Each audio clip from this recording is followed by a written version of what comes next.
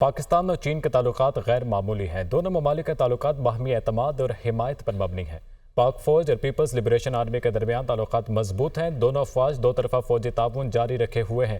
Army chief general Syed Asim Munir کا GHQ میں تقریب سے خطاب۔ چینی سفیر نے PLA کے قیام کی سالگرہ کی تقریب کی میزبانی کرنے پر آرمی چیف کا شکریہ ادا کیا۔ کہا کہ پاکستانی فوج ہمیشہ دہشت گردی کے خلاف جنگ میں سب سے آگے رہی ہے۔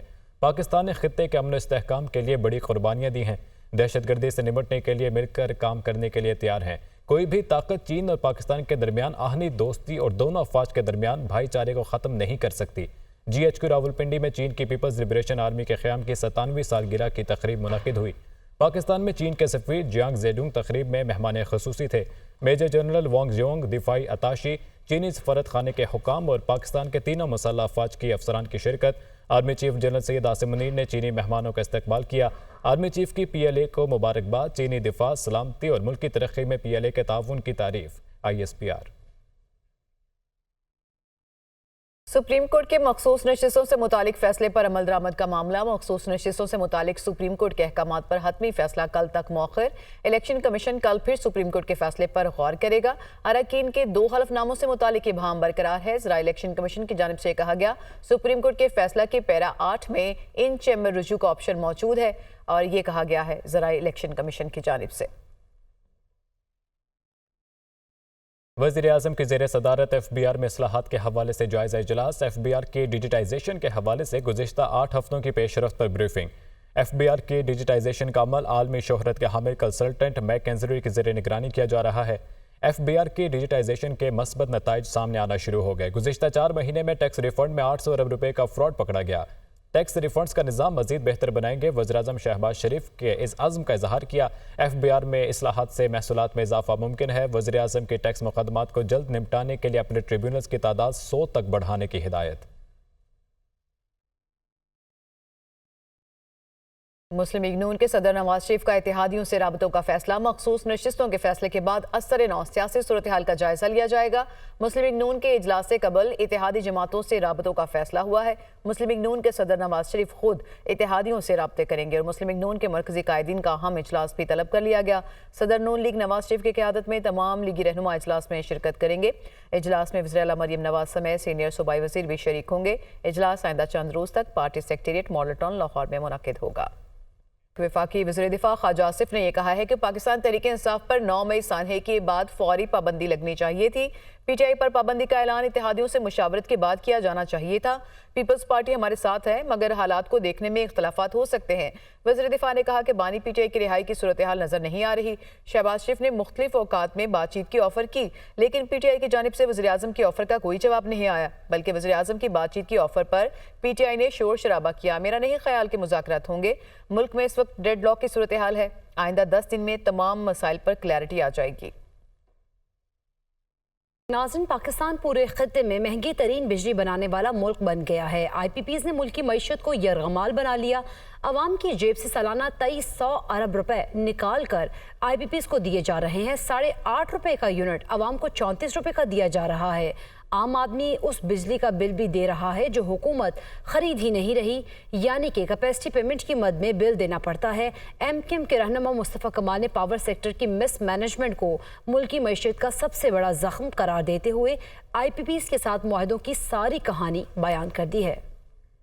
IPPs کے ساتھ کیپیسٹی پیمنٹ معاہدوں کے باعث پاکستان خطے میں مہنگی ترین بجلی پیدا کرنے والا ملک بن گیا۔ گھریلو صارف کو بجلی کا 1 یونٹ 60 روپے سے زائد، کمرشل صارف کو 80 روپے سے زائد، جبکہ انڈسٹریل صارف کو بجلی کا یونٹ 38 سے 40 روپے میں مل رہا ہے۔ پاکستان میں عام صارف کے لیے حکومت 1 یونٹ پر 48 روپے سے زائد ٹیکس وصول کر رہی ہے، جبکہ فیول ایڈجسٹمنٹ اور دیگر ٹیکسز ملا کر 1 یونٹ 65 روپے تک کی بلند ترین سطح پر پہنچ جاتا ہے۔ اگر ہم خطے کے دیگر ممالک پر نظر دوڑائیں تو صورتحال بالکل مختلف نظر آتی ہے۔ بنگلہ دیش میں بجلی کا 1 یونٹ پاکستانی کرنسی میں 17 روپے 7 پیسے کا پڑتا ہے۔ بھارت میں گھریلو صارفین کے لیے بجلی کا زیادہ سے زیادہ ٹیرف پاکستانی کرنسی میں 25 روپے کا دیا جاتا ہے۔ MQM کے رہنما مصطفیٰ کمال نے بھی اس صورتحال کا کچھ یوں احاطہ کیا ہے۔ انڈیپینڈنٹ پاور پروڈیوسر جس کو ہم IPPs کہتے ہیں، IPPs 40 है इस मुल्क में। टोटल इनकी जो बिजली बन रही है वो 45,000 मेगावाट है। तो ये जो आप बिजली नई बनाने वालों को कैपेसिटी चार्जेस की मद में जो पैसे दे रहे हैं वो 8 रुपए को 34 रुपए बिल में लिखकर भेज रहे हैं कि वो आप दे रहे हैं। नेपरा रिपोर्ट के मुताबिक IPPs की औसतन 47.9% बिजली इस्तेमाल की जा रही है, मगर IPPs को अदायगियां 100% की जा रही हैं। यानी जो बिजली हम इस्तेमाल नहीं कर रहे इसका बिल भी अदा करना पड़ रहा है। MQM के रहनुमा मुस्तफा कमाल का कहना है इस मुल्क का सबसे बड़ा जख्म पावर सेक्टर की मिसमैनेजमेंट है। महंगी बिजली होने के बायस पाकिस्तान में कारोबार करना और सनतें चलाना नामुमकिन होता जा रहा है। कई सनतें बंद होने के करीब हैं।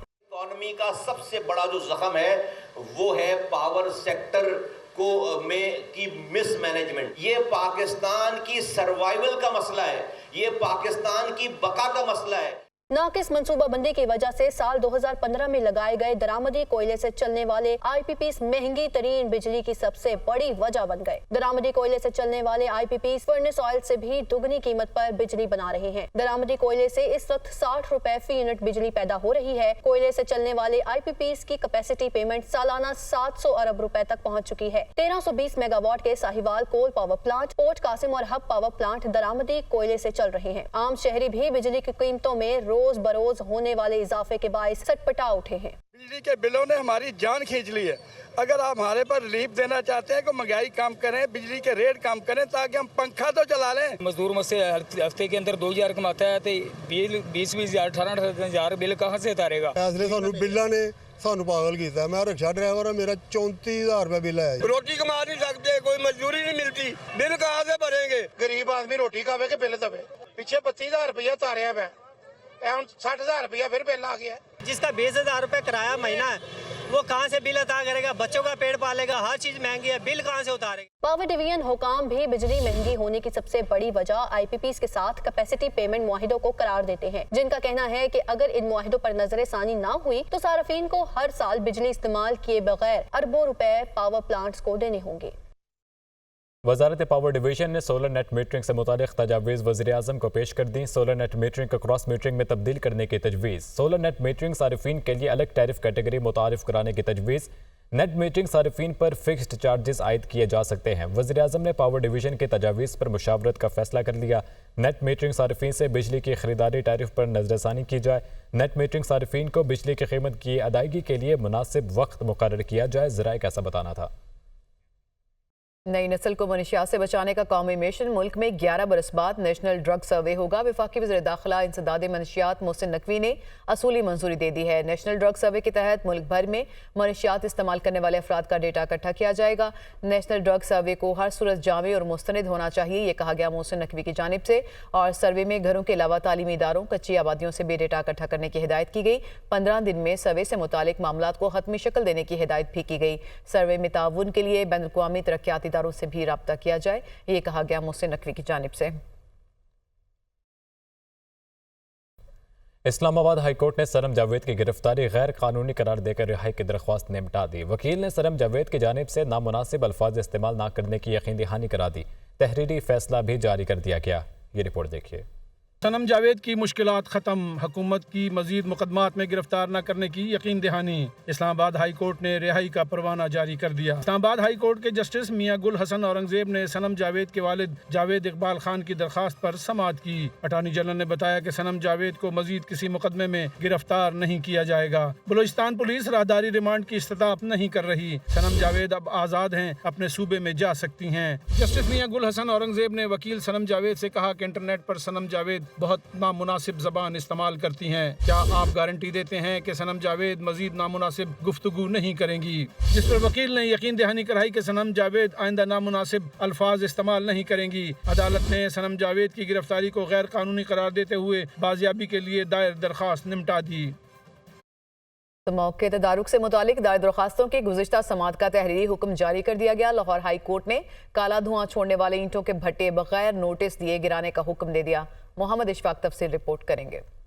لاہور ہائی کورٹ میں انسداد سموگ سے متعلق درخواستیں جسٹس شاہد کریم نے شہری ہارون فاروق اور دیگر کی درخواستوں پر 7 صفحات پر مشتمل تحریری حکم جاری کیا۔ تحریری حکم میں کہا گیا ہے کہ اینٹوں کے بھٹوں پر عدالتی حکم کی سخت خلاف ورزی جاری ہے۔ بھٹوں پر عدالتی حکم عدولی کا ذمہ دار محکمہ ماحولیات ہے۔ ڈپٹی کمشنر شیخو پورہ اور ڈپٹی ڈائریکٹر ماحولیات کو عدالتی حکم پر عمل درآمد کرانے کی آخری وارننگ دے رہے ہیں۔ اگر اینٹوں کے بھٹوں پر عدالتی حکم کی حکم عدولی ہوئی تو پنجاب کے ڈپٹی کمشنر ذمہ دار ہوں گے۔ تحریری حکم میں مزید کہا گیا ہے کہ LWMC نے رپورٹ جمع کروائی جس کے مطابق CEO نے تمام خاکروبوں کے صبح 7 سے 10 بجے کے دوران کینال روڈ پر کام کرنے پر پابندی عائد کی ہے۔ عدالتی حکم میں ہدایت کی گئی ہے کہ جوڈیشل کمیشن کے ممبر لاہور رنگ روڈ سے ملحقہ انڈسٹریز کا دورہ کریں گے۔ جوڈیشل کمیشن کے ممبر اس بات کا جائزہ لیں گے کہ تمام انڈسٹریز اسموگ سے متعلق SOPs پر عمل درآمد کر رہی ہے یا نہیں۔ واسا کی جانب سے پانی کی خلاف ورزی کرنے والی سوسائٹیز کی لسٹ جمع کروائی گئی جس میں کہا گیا ہے کہ کچھ سوسائٹیز نے جرمانے ادا کیے ہیں۔ واسا دیگر سوسائٹیز کو جرمانوں کی ادائیگی سے متعلق آخری نوٹس جاری کرے۔ عدم ادائیگی پر سخت کارروائی کی جائے گی۔ لاہور ہائی کورٹ نے درخواستوں پر مزید کارروائی 16 اگست کو ہوگی۔